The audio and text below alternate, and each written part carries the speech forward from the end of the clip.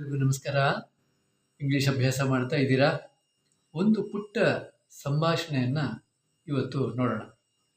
ಆತ ಒಬ್ಬ ಜಿಪಣ, ಮಹಾ ಜಿಪಣ. ಅವನು ಒಂದು ಸಾರಿ ಹೆಂಡತಿನ ಕರ್ಕೊಂಡು ತಿರುಪ್ತಿಗೆ ಹೋಗಬೇಕು ಅಂತ ಹೋದ. ಸರಿ, ತಿರುಪ್ತಿಗೆ ಹೋದ್ಮೇಲೆ ಅಲ್ಲಿ ಈಗ ಬೆಟ್ಟ ಹತ್ತಬೇಕು.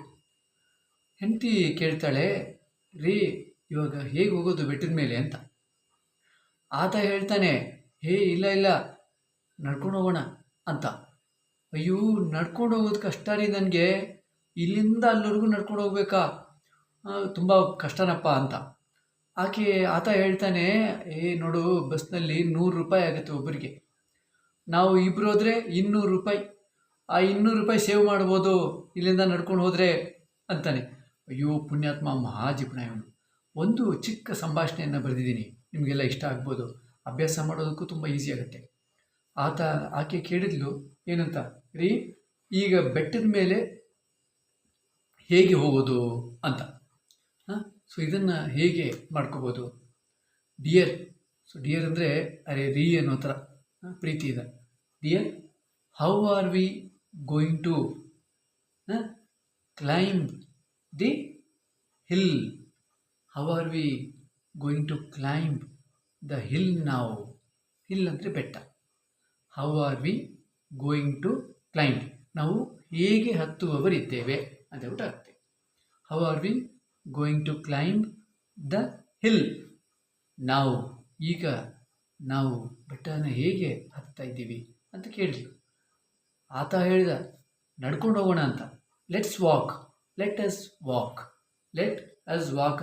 ಲೆಟ್ಸ್ ವಾಕ್ ಅಂದರೆ ನಡ್ಕೊಂಡು ಹೋಗೋಣ ಅಂತ ಹೇಳ್ಬಿಟ್ಟು.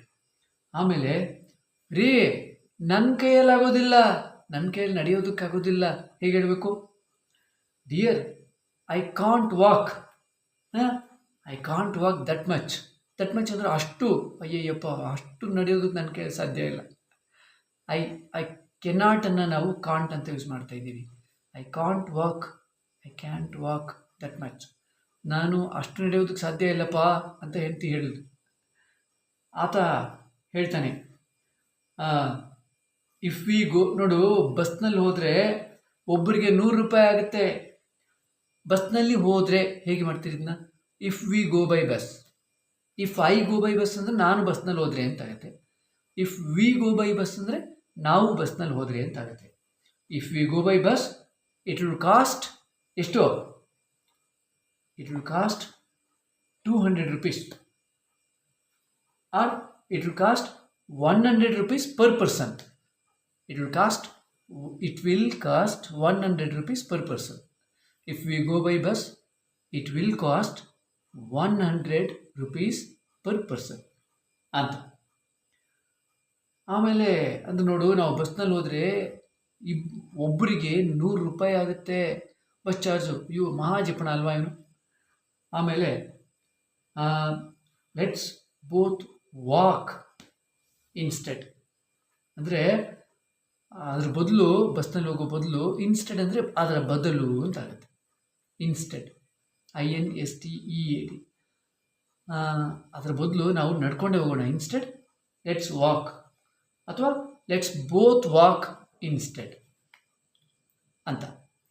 ಆಮೇಲೆ, ನಡ್ಕೊಂಡು ಹೋದರೆ 200 ರೂಪಾಯಿ ಮಿಕ್ಕುತ್ತೆ ಅಂತ ಹೇಳ್ತಾನೆ ನಾವು. ಹೇಗೆ ಹೇಳಬೇಕು?